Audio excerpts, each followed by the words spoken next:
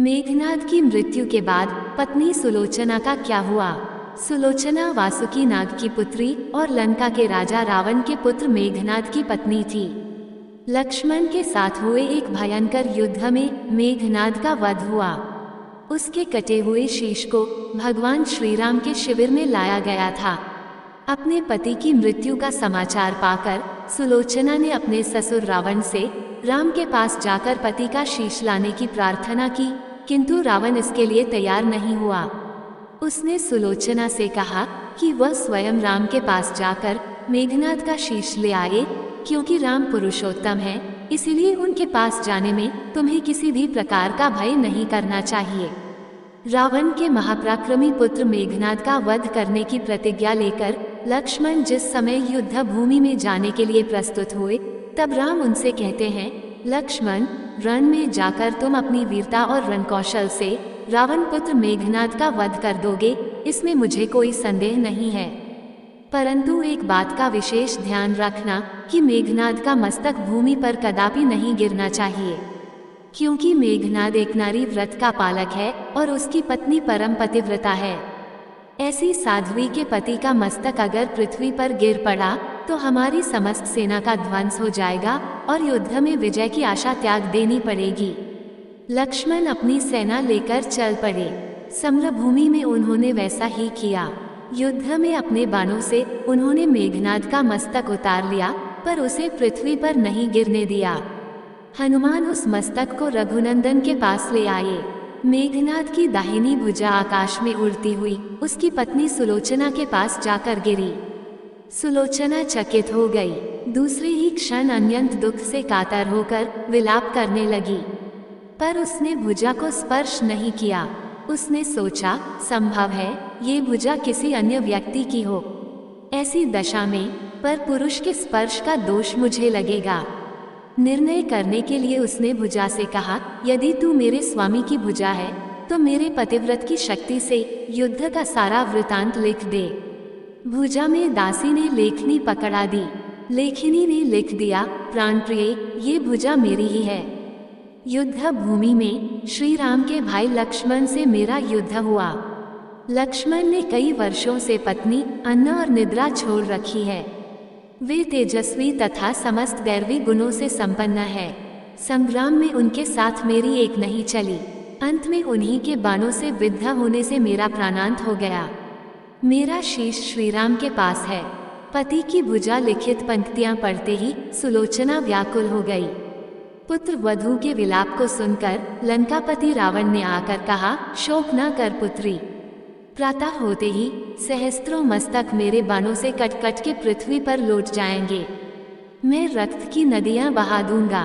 करुण चीत्कार करती हुई सुलोचना बोली, पर इससे मेरा क्या लाभ होगा। सहस्त्रों क्या, करोड़ों शीश भी मेरे स्वामी के शीश के अभाव की पूर्ति नहीं कर सकेंगे। सुलोचना ने निश्चय किया कि उसे अब सती हो जाना चाहिए, किंतु पति का शव तो रामदल में पड़ा हुआ था, फिर वह कैसे सती होती। जब अपने ससुर रावण से उसने अपना अभिप्राय कहकर अपने पति का शव मंगवाने के लिए कहा, तब रावण ने उत्तर दिया, देवी, तुम स्वयं ही रामदल में जाकर अपने पति का शव प्राप्त करो। जिस समाज में बाल ब्रह्मचारी हनुमान, परम जितेंद्रिय लक्ष्मण तथा एक पत्नी व्रती भगवान श्री राम विद्यमान है, उस समाज में तुम्हें जाने से डरना नहीं चाहिए। मुझे विश्वास है कि इन स्तुत्य महापुरुषों के द्वारा तुम निराश नहीं लौटाई जाओगी। सुलोचना के आने का समाचार सुनते ही श्री राम खड़े हो गए और स्वयं चलकर सुलोचना के पास आए और बोले, देवी, तुम्हारे पति विश्व के अन्यतम योद्धा और पराक्रमी थे। उनमें बहुत से सद्गुण थे, किंतु विधि की लिखी को कौन बदल सकता है। आज तुम्हें इस तरह देखकर मेरे मन में पीड़ा हो रही है। सुलोचना भगवान की स्तुति करने लगी। श्री राम ने उसे बीच में ही टोकते हुए कहा, देवी, मुझे लज्जित ना करो। पतिव्रता की महिमा अपार है, उसकी शक्ति की तुलना नहीं है। मैं जानता हूँ कि तुम परम सती हो। तुम्हारे सतीत्व से तो विश्व भी थर्राता है। बताओ कि मैं तुम्हारी किस प्रकार सहायता कर सकता हूँ। सुलोचना ने अश्रुपूरित नयनों से प्रभु की ओर देखा और बोली, हे राघवेंद्र, मैं सती होने के लिए अपने पति का मस्तक लेने के लिए यहाँ पर आई हूँ। श्री राम ने शीघ्र ही ससम्मान मेघनाद का शीश मंगवाया और सुलोचना को दे दिया। पति का छिन्न शीश देखते ही सुलोचना का हृदय अत्यधिक द्रवित हो गया। उसकी आंखें बड़े जोरों से बरसने लगीं। रोते रोते उसने पास खड़े लक्ष्मण की ओर देखा और कहा, सुमित्रानंदन, तुम भूलकर भी गर्व मत करना कि इनका वध आपने किया है। मेरे स्वामी को धराशायी करने की शक्ति विश्व में किसी के पास नहीं थी। ये तो दो पतिव्रता नारियों का भाग्य था। आपकी पत्नी भी पतिव्रता है और मैं भी पति चरणों में अनुरक्ति रखने वाली उनकी अनन्य उपसिका हूँ। पर दुर्भाग्य से मेरे पति एक पतिव्रता नारी का अपहरण करने वाले पिता का अन्न खाते थे और उन्हीं के लिए युद्ध में उतरे थे। इसी से मेरे जीवन धन परलोक सिधारे। सभी योद्धा सुलोचना को राम शिविर में देखकर चकित थे। वे यह नहीं समझ पा रहे थे कि सुलोचना को ये कैसे पता चला कि उसके पति का शीश भगवान राम के पास है। जिज्ञासा शांत करने के लिए सुग्रीव ने पूछ ही लिया कि यह बात उन्हें कैसे ज्ञात हुई कि मेघनाद का शीश श्री राम के शिविर में है। सुलोचना ने स्पष्टता से बता दिया, मेरे पति की भुजा युद्ध भूमि से उड़ती हुई मेरे पास चली गई थी। उसी ने लिखकर मुझे बता दिया। व्यंग्य भरे शब्दों में सुग्रीव बोल उठे, निष्प्राण भुजा यदि लिख सकती है फिर तो ये कटा हुआ सिर भी हंस सकता है। श्री राम ने कहा, व्यर्थ बातें मन करो मित्र, पतिव्रता के महामताय को तुम नहीं जानते।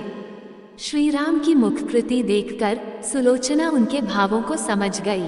उसने कहा, यदि मैं मन, वचन और कर्म से पति को देवता मानती हूँ तो मेरे पति का ये निर्जीव मस्तक हंस उठे। सुलोचना की बात पूरी भी नहीं हुई थी कि कटा हुआ मस्तक जोरों से हंसने लगा। ये देखकर सभी दंग रह गए।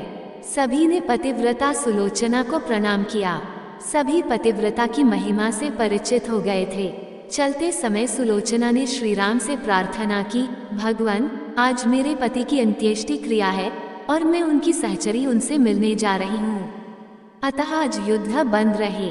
श्री राम ने सुलोचना की प्रार्थना स्वीकार कर ली। सुलोचना पति का सिर लेकर वापस लंका आ गई। लंका में समुद्र के तट पर एक चंदन की चिता तैयार की गई। पति का शीश गोद में लेकर सुलोचना चिता पर बैठी और धधकती हुई अग्नि में कुछ ही क्षणों में सती हो गई। दोस्तों, आपको ये कथा कैसी लगी कृपया कमेंट करके जरूर बताएं। वीडियो पसंद आया हो तो लाइक करें और ऐसी ही और भी बहुत सारी कहानियों, कथाओं एवं जानकारियों को सुनने के लिए चैनल को सब्सक्राइब जरूर करें। धन्यवाद।